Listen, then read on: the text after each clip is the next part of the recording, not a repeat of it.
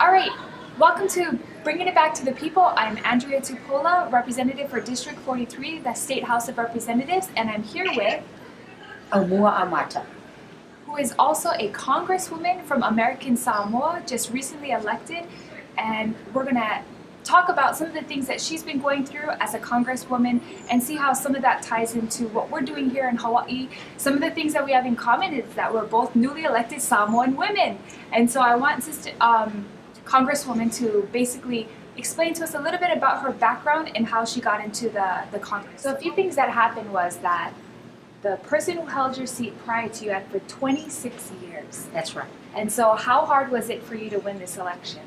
It was very difficult.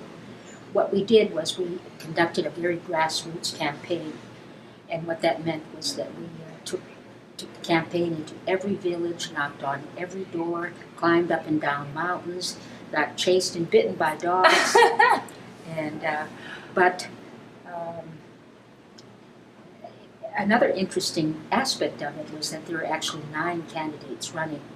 So in addition to the 13-termer incumbent, there was also on the ballot a 2-term governor. Wow. Plus 6 other candidates, and then myself. So it made it particularly tough.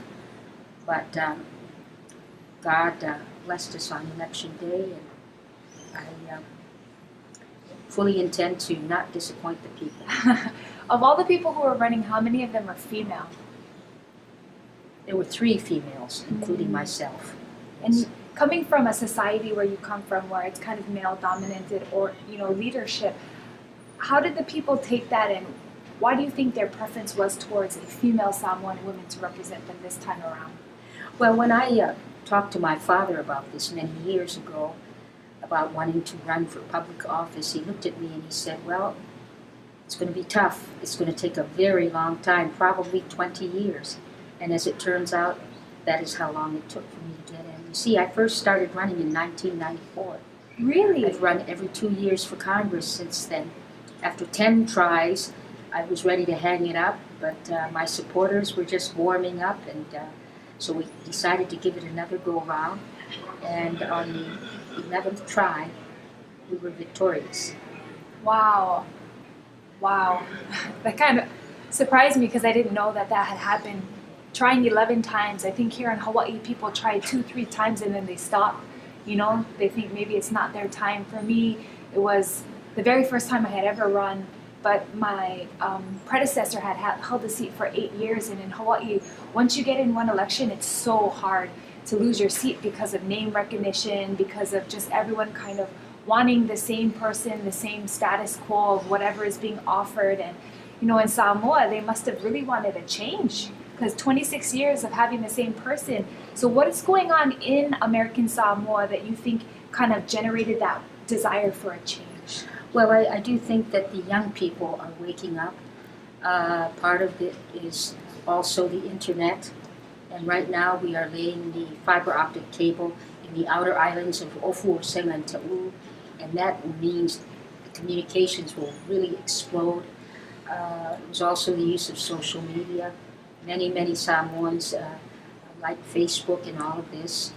We don't have access to the kind of campaign tools that are available up here. As you know, we have one weekly newspaper, in other words, one daily, and then one that comes out 3 times a week, and it's online only. We have one TV station that's owned by the government, so you cannot ever use it for campaigns. And then there's radio, which is fairly expensive. But what we did was we combined some stateside tactics along with our cultural resources, and that's how we went ahead and got That's in. amazing. Congratulations. I think for me, I had the same experience as her where you just have to get really grassroots when you're trying to run for office. If you really want to leverage the people, you have to go out there and be with the people and talk to the people. And I'm glad that now they have some social media, but regardless of social media, the face-to-face contact is really important because then people really know that you care about them. And so what is one of the things that you push for since you've been elected? Well, we need better help in the area of health, education, and then jobs. We have quite a few unemployed people, and that's the result of our cannery Chicken of the Sea closing up shop in 2009, the day after a killer tsunami hit us. So all in one fell swoop, 3,000 people were out of work. So jobs are extremely important right now. But our basic needs are needs that are taken for granted here in Hawaii, as well as the rest of the states.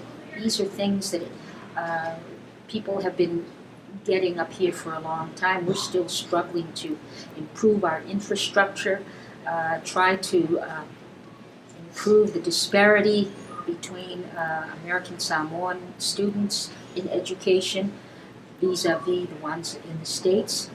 So that is what we have been working very hard on. As far as my legislative agenda, these are just 6 little things that, based on what I talked to at the grassroots level, people said that this was important to them. And so we've already started to introduce legislation to that effect. And it's been really, really exciting. I do not vote on the House floor, but that's not really important because I'm a member of the House Republican Conference, which, as you know, is the formal assembly of Republican members. And all of the major pieces of legislation that are going to reach the House floor get ironed out and discussed in the House Republican Conference. So we're just warming up. Good, good. I'm glad to hear that. In American Samoa, you guys also have a community college, as you spoke about education. So how is the American Samoa Community College going, and how are you looking to improve it for the people? Yes, absolutely.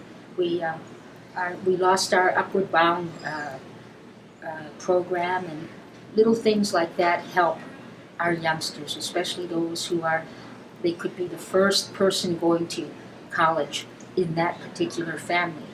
So we have a 4-year college in terms of you can get a bachelor's degree in education, but it's a 2-year college for all other courses. Mm-hmm.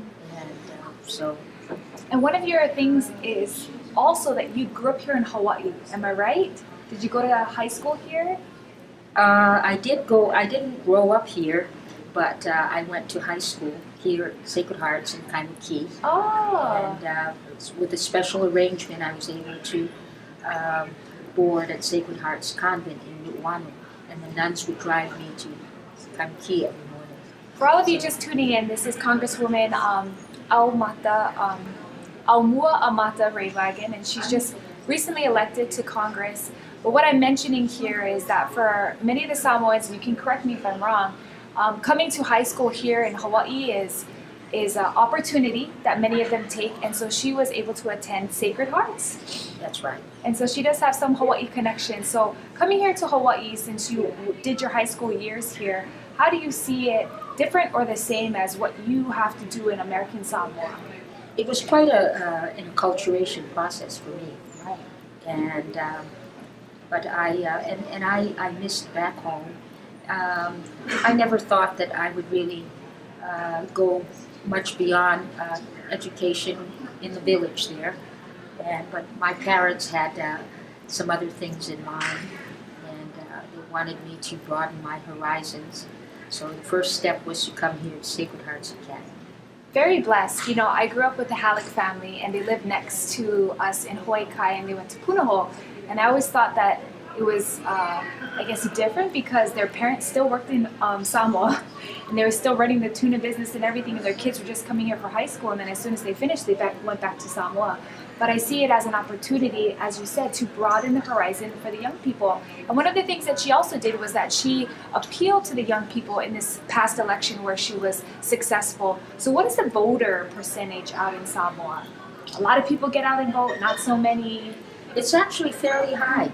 The last election, I would say the turnout was 85%, certainly a lot more than in the United States. That's very high. Yes. And I don't know if you know the specific breakdown, but how many young people came out and vote? Were you guys able to do the spread of ages, or is it mostly, older folks that are voting? Quite a few of them were young people, many of them voting for the first time.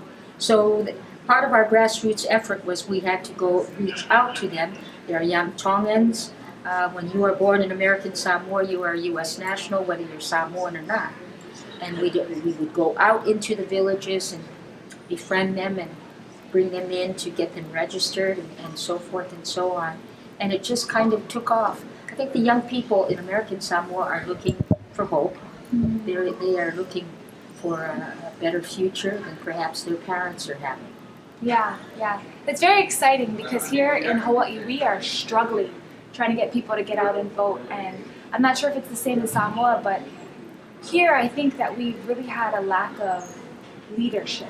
Now when I say that, I don't mean that we don't have leaders. We have leaders all over the place, but people who can really inspire people and let them know that something will actually happen. When you vote, something might happen. I might listen to you. And I think that one of the pieces of legislation you just put forward might give people that hope. Can you explain to us about your bill about banking that might help the people in Samoa?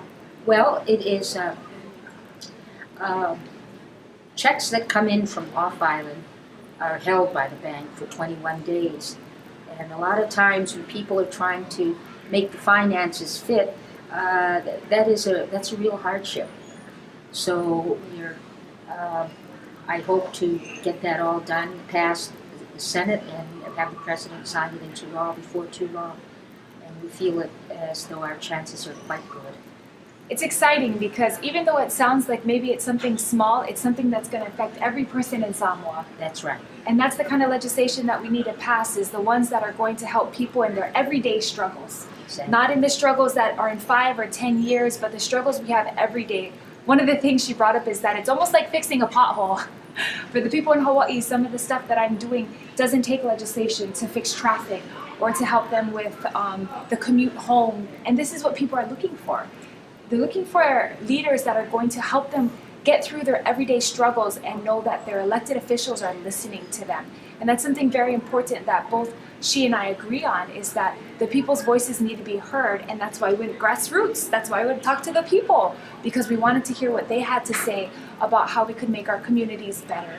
So, Congresswoman, is there anything else you'd like to share with us as far as your new journey in the U.S. Congress? How has it felt? Oh, it is great, and I look forward to continuing to work with you. And I'm just very, very excited, and I see a great, bright future ahead for you. And all the best. Thank you. Thank you so much for tuning in, bringing it back to the people. For all you Samoans out there, for Apatai Telelava, we'll be back, and hopefully she and I will do more things together. Aloha.